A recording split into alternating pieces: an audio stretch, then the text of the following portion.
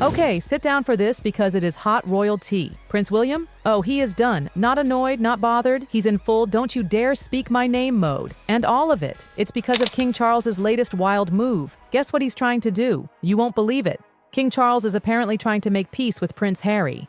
Yes. After the Oprah bombshell, the Netflix drama, and Harry's memoir that basically set the palace on fire, Charles is still, somehow, keeping the door open for his youngest son. Like, what? And William. He's not having any of it. If Charles is trying to open that door, William is ready to slam it shut, bolt it, and maybe even burn it to ashes. That's how furious he is. So what exactly happened? Let's rewind a little. There was this so-called peace summit that went down at the Royal Overseas League in London. Not exactly hush-hush, but still low-key. Right near Clarence House, the king's calm little sanctuary. On Harry's side, Meredith Maines and Liam Maguire, two of the only staffers who've survived the revolving door that is Team Sussex. Seriously, Harry and Meghan go through staff faster than influencers switch to the next green juice fad. And for the king, his loyal right-hand man Toby Andre was there. But guess who was not present? William. Not even a single person from his camp. Not a representative, not a shadow, nothing. And let's be clear, it wasn't a scheduling conflict, it was a message. William thinks this whole peace talk thing is a disaster. To him, this isn't reconciliation, it's rewarding betrayal. Let's not forget, Harry aired the family's dirty laundry to the entire world.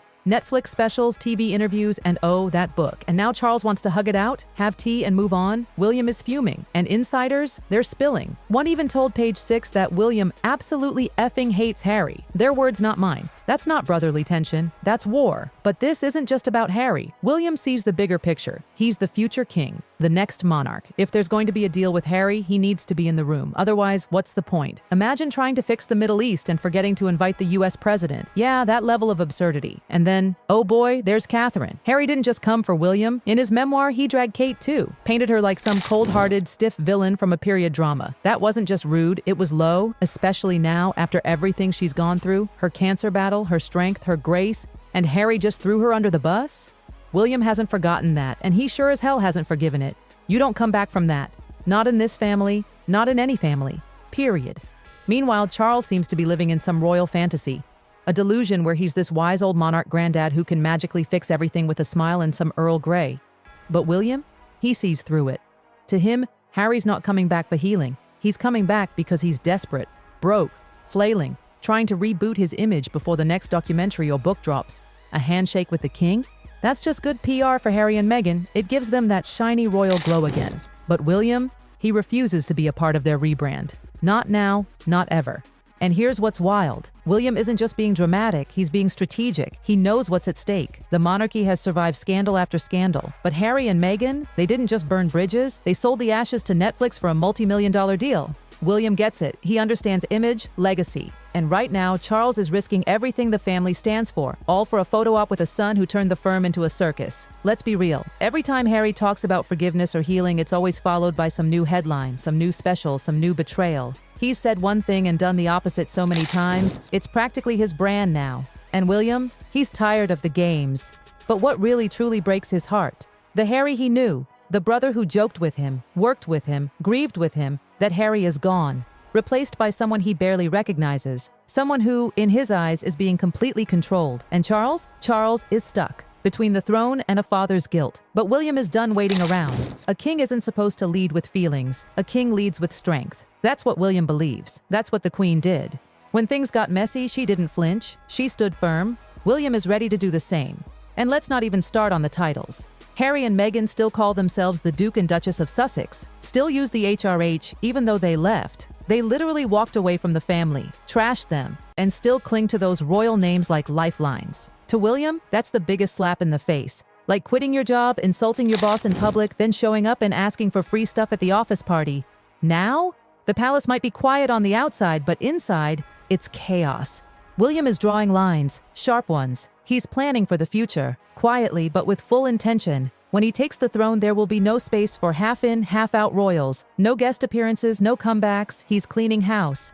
And part of that cleanup? Yeah, stripping titles. It's been whispered for months, but behind the scenes, the talks are getting louder. As soon as William's crown is polished and placed on his head, those HRH titles, gone. The Duke and Duchess brand, on the chopping block. You don't trash the crown and then expect a seat at the table. And Meghan? Oh, she's a major factor. William sees her as the architect of this whole disaster. It's not just the interviews or the book or the carefully timed drops. It's the way everything feels like a PR move. calculated, strategic. Headlines first, family later. When Harry speaks, William hears Meghan's voice. That's why, to William, any deal with Harry is really a deal with her. And those deals, they don't last. They're messy, they're dramatic, and they always blow up. But more than revenge, more than royal protocol, William is thinking about one thing. His kids, George, Charlotte, Louis, they're growing up in this spotlight Harry claims he ran away from, and William, he wants to protect them. He wants them to inherit honor, not scandal. He wants to hand them something worth being proud of, not a mess made for headlines. To him, Harry's grenades from California aren't just petty. They're dangerous. They're shaping the narrative for the next generation. Charles doesn't see it that way. He still thinks this is about family, about a dad wanting to fix things before time runs out. But William knows better. He knows that this isn't just family drama. This is history being written in real time. And there's no space for sentimentality when the world is watching your every move. Charles might want peace, but William, he wants order. He wants justice. He wants consequences. And guess what? They're coming. Let's make something very clear. William isn't waiting around for apologies. He's not holding out hope. That ship sailed, sank, at the bottom of the ocean with the rest of their broken brotherhood. And now, William's done pretending. Because in his mind, this isn't just a family feud anymore. This is a crisis of the crown. And oh, Catherine, let's not overlook her. She might not be saying a word publicly, but her silence, deafening. You want to know what really broke something in William? Go back to Spare. Harry took direct aim at Kate, portrayed her as cold, uptight, and jealous. It was brutal. And now, after her incredibly brave reveal about battling cancer, the entire country rallied behind her. She's become a symbol of quiet strength, of dignity. William hasn't forgotten that Harry slandered his wife before she told the world she was fighting for her life. So yeah, the idea that Harry might waltz back in, crack a few smiles, shake some hands, and slip into royal life again like none of that ever happened? Unthinkable. Even the Queen, God rest her, knew how to handle messes like this. She didn't explode, she didn't cry on camera. She just dropped the now iconic, "Recollections may vary."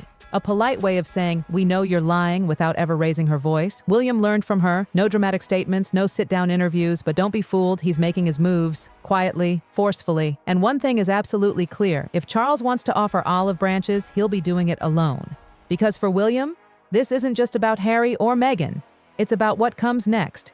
He's looking ahead, planning, reshaping what the monarchy will look like under his reign. And it won't include former royals who want to cash in on their titles while bad-mouthing the very institution that gave them those titles in the first place. William's vision for the monarchy: clean, firm, and drama-free. No more half-in, half-out royals. You're either part of the firm or you're not. And Harry and Meghan? They chose not. And now, William's ready to make them feel it. Behind palace walls, whispers are growing louder. Stripping their titles isn't just a maybe, it's likely. Too risky under Charles, but when William's king. HRH, gone. Duke and Duchess? Borrowed time. No royal invites, no balcony cameos. William's done letting them trash the crown while cashing in on it. And Meghan? William sees her as the mastermind. Every speech, every move, he hears strategy, not sincerity. So to him, any deal with Harry is really a deal with her. And history shows those don't end well. They implode under the next headline or Netflix drop. But it's not about revenge. It's about his kids. George, Charlotte, Louis. William won't let them inherit a monarchy soaked in scandal. He wants a future that's respected and strong, not one overshadowed by drama from California. Charles may still hope for a father-son reunion. But William? He knows feelings can't lead the crown. Legacy must. And Harry's biggest betrayal wasn't the interviews.